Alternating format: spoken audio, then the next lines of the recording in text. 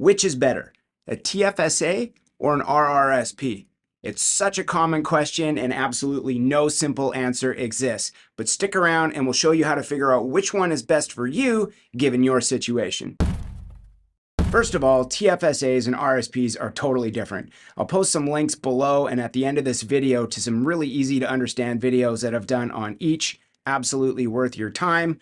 But to keep things speeding along here today, let's just simplify it and say it like this.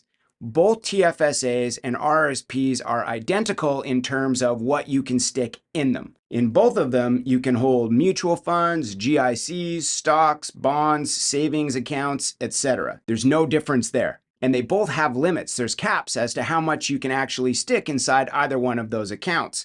Where they differ, though, is taxes. TFSAs give you absolutely no perk up front. Their perk comes all at the back end. You get absolutely no tax deductions for money that you put into a TFSA.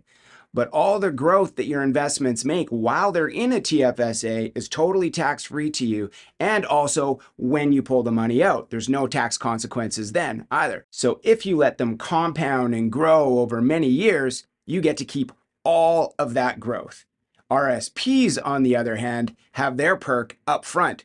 You get a tax deduction based on whatever it is that you put into your RRSP. And the higher your tax bracket, the more delicious this tax deduction can be. And like a TFSA, while your investments are held in the RRSP, you don't have to pay tax on any of that growth you're earning. So you really get to take advantage of a lot of compound growth along the way. However, you do have to pay tax on the back end when you pull money out of your RRSP. And if you do this at the wrong time, the tax hit can be enormous. So those are the basics. So while there isn't really a simple answer as to which one is better, we don't really need to make this overly complicated either. What it really comes down to is taxes and what is it that you want the money for.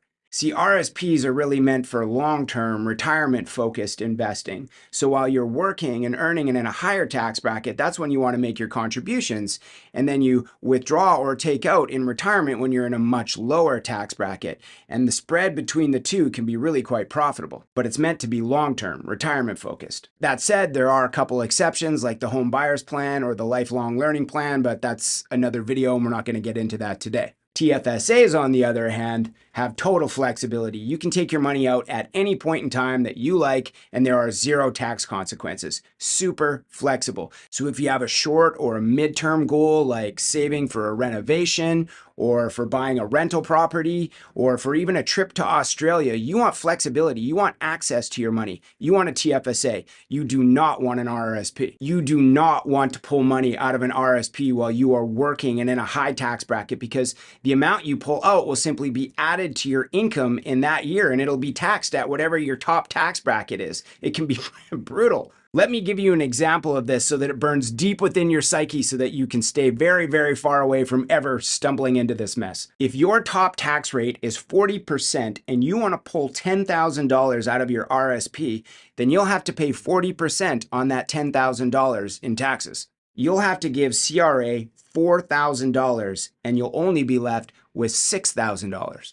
So do not put money into an RRSP that you think you're going to want to access before retirement, unless you know you're going to have a year or so where you're not going to be working and therefore are going to have a low to no tax bracket that you can withdraw the money on. Anyway, our situations usually aren't that cut and dry. We usually have some money that we want to put away for retirement and then some money that we want to put away for more short or midterm goals. So for most of us, we should actually have both accounts. We should have a TFSA and an RRSP. That's what I do, and that's what most of my clients do too. But so far, we've only looked at comparing these two when you have two separate goals, both a short-term and a long-term. But what if you really only have one goal? What if all of the money that you're focusing here is meant for retirement? Which one is better for you then? Is it better to get the tax deduction now with an RRSP, but then have to pay tax later when you pull it out? Or is it better to get no tax deduction now with the TFSA, but then have all of your money available to you tax-free later? Again, it totally depends, and I understand that's not a satisfying answer, but it's true. You see, the higher your income is now, the bigger your tax deductions are going to be, and that can be a pretty seductive draw, one that I actually give into pretty frequently because there's a lot that I can do with those tax deductions. I can use it to make a lump sum payment on my mortgage if I want to, or maybe I want to use it to pay for a family vacation.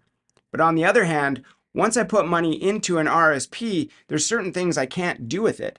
I can't use that money anymore to purchase a vacation property or maybe a rental property or maybe help my kids out with the down payment. So it really does depend on what my priorities are. What are my goals? What is it that I want to do with the money? And speaking of the tax deductions that you get from contributing to your RSPs, what you do with those tax deductions totally affects the whole formula here as well. If you reinvest those tax deductions right back into your RSP, well, then the numbers can look pretty good in favor of using the RRSP for your long-term investments. And that's, of course, because you're putting more money into the plan. You're putting all your tax deductions right back in. But if you spend the tax deductions, then the numbers actually tend to favor using a TFSA over the long run, because obviously you're not putting those extra lump sums in. I'll post a link to this online calculator below because it illustrates the difference between the two over the long run really clearly. And you can play with the numbers on your own. Super easy to use. But again, it totally comes down to your goals and it comes down to your taxes. And both of these things have a way of changing on you over time. So a TFSA may make more sense for you now,